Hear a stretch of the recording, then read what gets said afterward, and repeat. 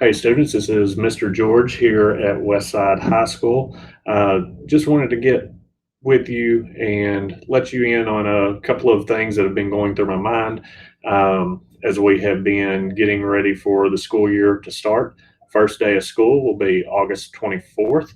That will be for those students who are going to be on-site instruction, as well as the students who will be doing the virtual blended instruction from home. Your teachers right now are here in the building with their mask on. They are doing some PD with our educational co-op today. I know they're excited to see you. We're excited to see you. I'm sure you are excited to get back to some form of normal as well. So, like I said, I just want to go through some things that you have probably had on your mind. If you've not had it on your mind, you're going to be starting to think about it as we inch closer to that 24th date. So, first thing first, when you come on campus, state mandate, you have to have a mask. This mask is going to be something that you have to have in the hallways. You will have to have in the class. If we cannot provide 6 foot of social distancing, you would have to have your mask on at all times. So, one thing about the mask, the face covering, bandanas will not work. That's still in the handbook. We will be following the state's directive as far as the school handbook on the dress code. The bandanas, that is not a replacement for the mask. So please make sure you have other face coverings that you've seen. But again, those are state mandated indoors, and then also potentially outdoors if we can't get to the social distancing thing, but outside shouldn't be a problem if we're transitioning outside type things. So just some things here around the school that you may notice are different once you come back. This is just key information that you're going to want to know. First of all are our hallways. When you get here in the mornings, first thing you're going to do, whether it's coming from your parents' car, your car, or the bus, you're going to be going straight to your first block class. Now, I know you're thinking, what about breakfast? What about sitting in the gym? Those places are off limits at this point in the mornings. So when you arrive to campus, you go straight to your first block class. In the hallways, you will notice that some halls have a line straight down the center, like the main hall. And then there are green signs on the floor that are one-way signs. So if you've been to Walmart, Kroger, any of those shopping type areas, you see that there are one-way traffic in their aisles to keep people from crossing paths. Again, that's what we're doing here as well. So those signs, you'll come in one door in the gym, and then you stay on the directional path that the signs are leading you towards. The circles go in circles, but again, it's one way. So that will just keep the cross traffic, hopefully, from happening. We ask you to follow those procedures as far as every procedure that we're putting out is for your safety, for our staff safety. So please adhere to all of this. I said the cafeteria would not be open for breakfast. What we are doing, there is no breakfast in the morning. There's no second chance breakfast. However, we will be offering breakfast in the classroom. So if you want breakfast that morning, our procedure is we're going to have basically a link to order what, if you want that breakfast. Cafeteria workers will bring those to the classroom sometime during your first block class. Now, along with the hallways, let's talk about the bathrooms, the restrooms. First of all, during transition times and in the morning, whenever we've typically told you to go to the bathroom before you get to class. Well, now we're having to kind of scratch that. The bathrooms are not going to be available during the transition times. We're cutting down on the traffic in and out of that area.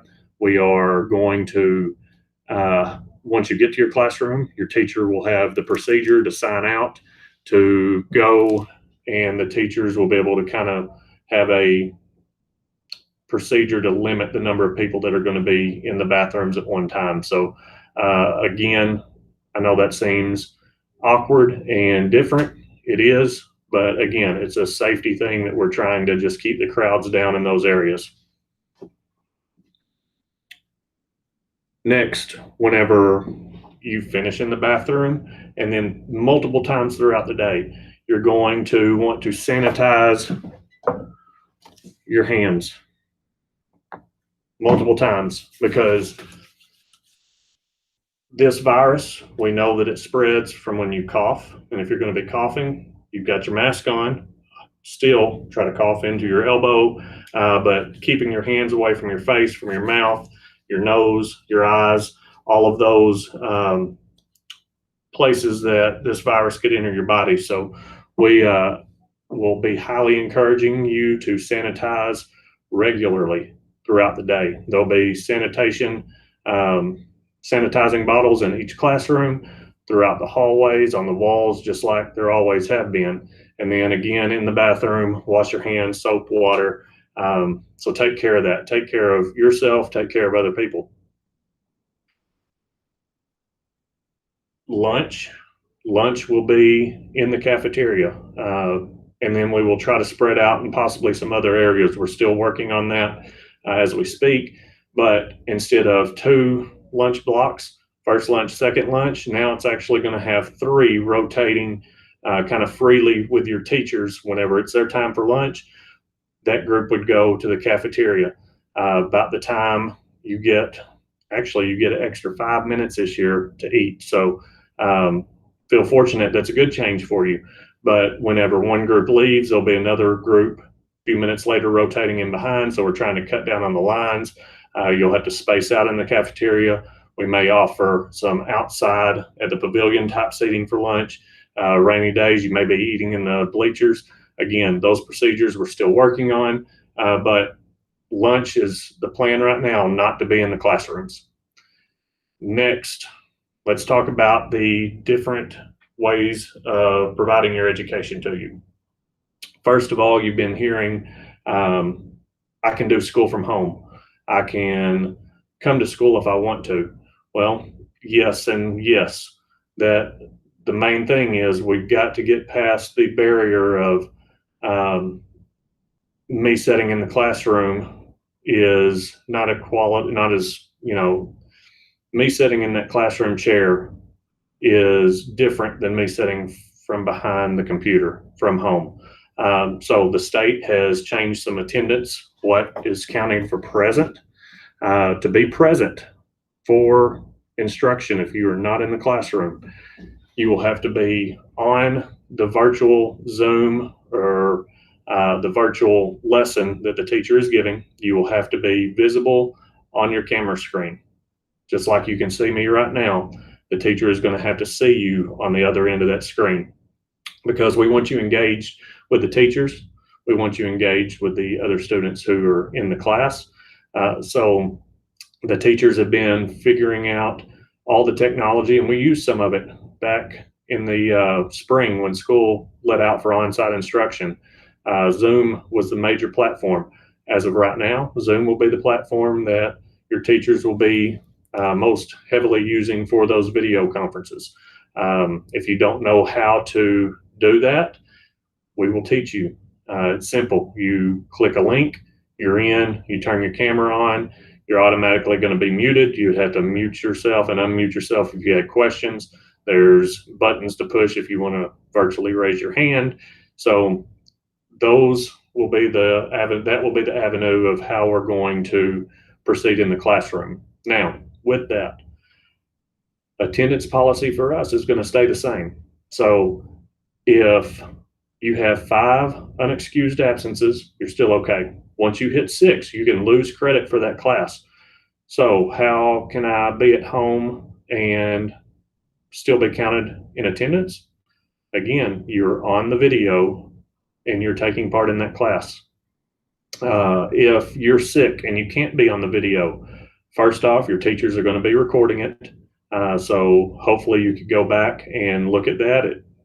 You're not going to be able to ask the teacher a question in real time of some concept that you might not have understood.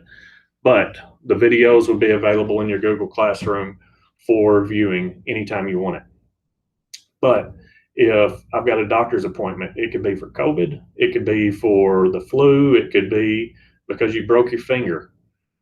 If you have a doctor's appointment, it's still the same. You go to the doctor, you get an excuse, you forward that excuse to the school, and then whether you're supposed to be in the chair at school and you're not here, or you're supposed to be behind the computer at home and you're not there, that would still be an excused absence. So make sure doctor's notes are still very important. We have lots of students who are planning on being here on campus, and that is great. We can't wait to see you. We have a handful of students who are saying that they're going to stay home, maybe the whole time. That's great. We will provide you the best education we can. And again, that's why we want you interacting with your teachers and your peers in that real time. So if it's 8 o'clock math class, you have to be on the Zoom 8 o'clock math class. Now, attendance, and we've talked about those expectations, and what about grading? This is going to be completely different than what it was in the spring. When we let you out in the spring, we said, here's the WWAMI information, the first 10 days, here's the packet, fill out the packet, send it to us, you get credit for being in attendance. Well, number one, the WWAMI packets are pretty much dead. So snow days, probably pretty much dead. If you look outside and you see that there's snow on the ground, school's not going to close. It may be all virtual, but it's not going to close like it has in the past.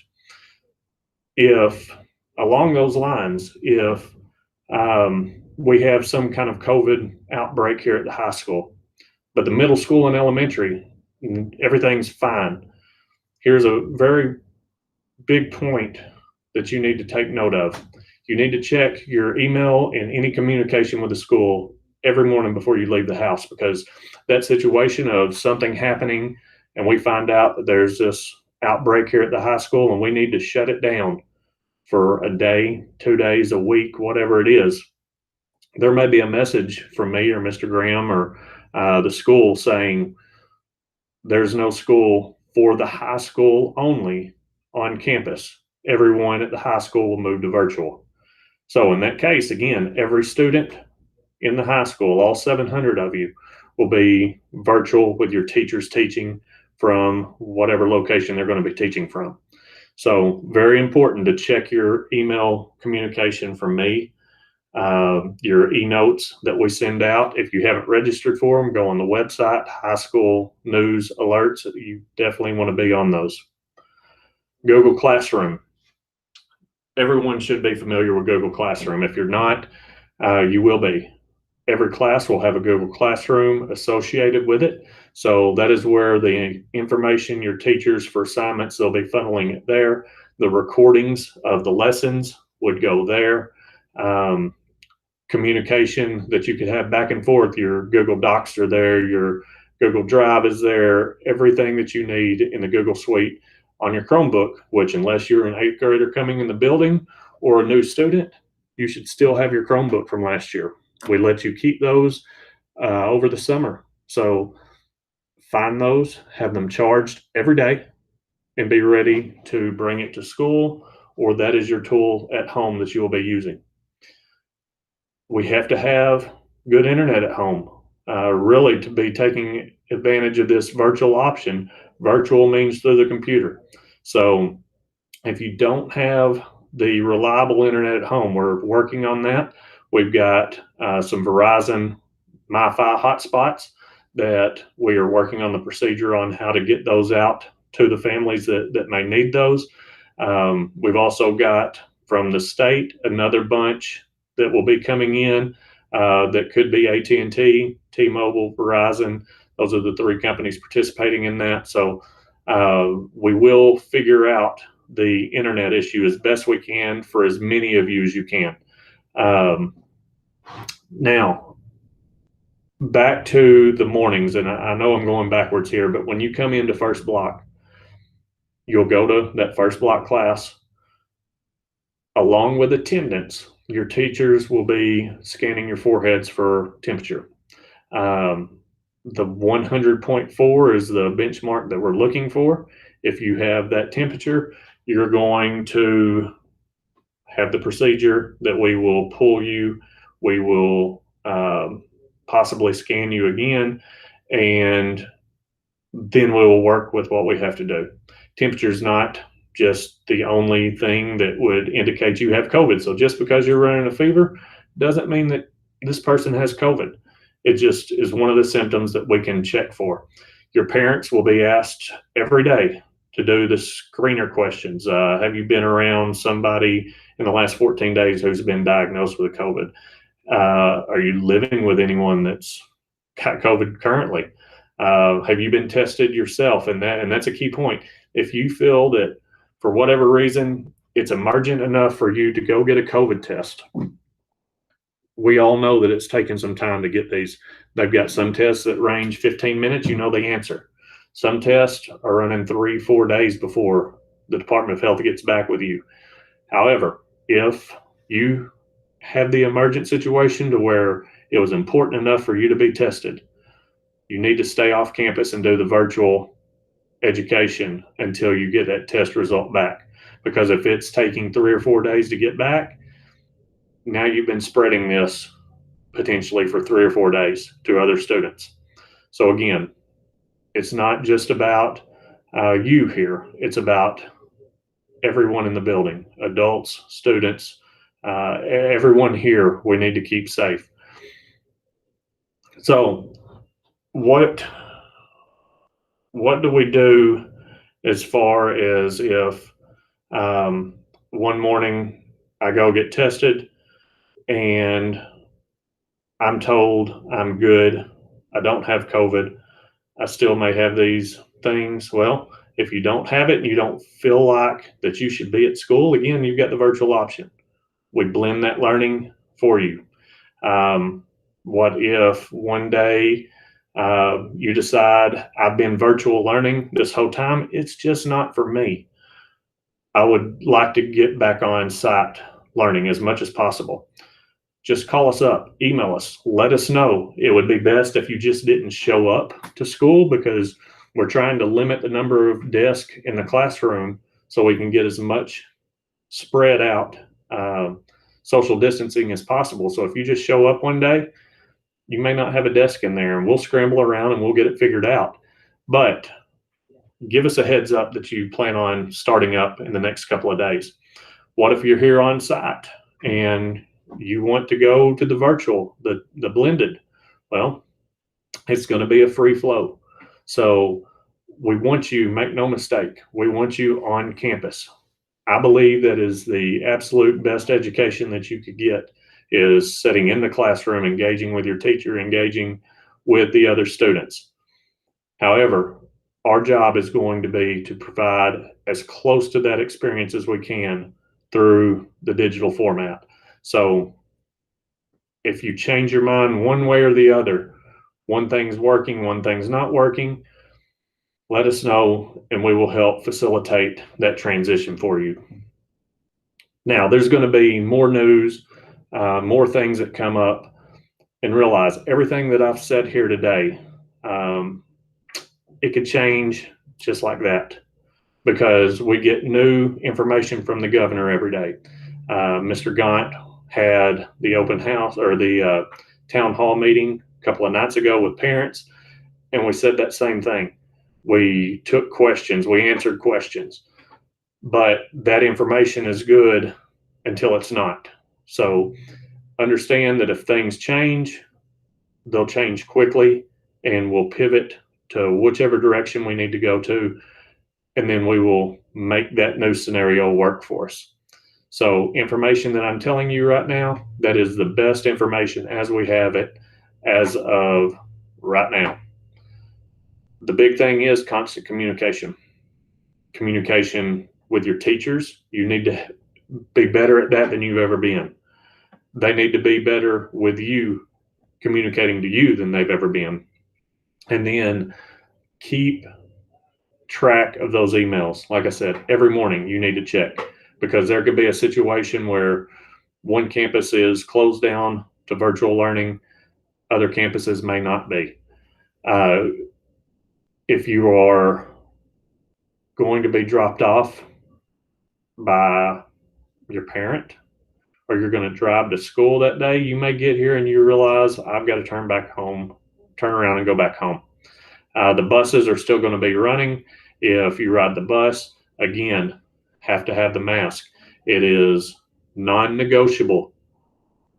This is state-backed guidance, law from the governor and the Department of Health that you have to have these masks. And like I said, a bandana does not work. That's strictly laid out also in state regulations that y'all laugh whenever I tell you that we don't have gangs and whatever else, but that is a thing that's already in the handbook. So the face coverings, the neck gaiters, the mask, this type of mask, face covering has to cover your nose and your mouth. You'll get used to it. If you've not been wearing them all summer, get used to it because you're going to have to when we cannot guarantee the 6 foot here in the building. So again, I know all of this is different, but it's going to be the new normal. There's going to be procedures that again are different, but they're the new normal.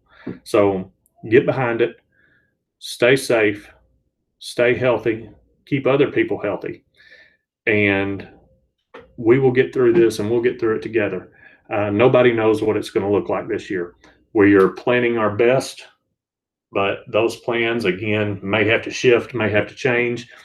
Be flexible. We're going to be flexible. We ask you to be flexible with us, and we will have the best 2020, 2021 school year as we can possibly have. Again, can't wait to see you. We've just got a few weeks to go. And when you get here, be ready to learn because it's been a long time since you've been in that educational environment with your friends, with your teachers. There's some excitement to go along with that. So be ready. Be ready to get back and figure that new normal out. Have a great last few weeks. We'll keep in touch.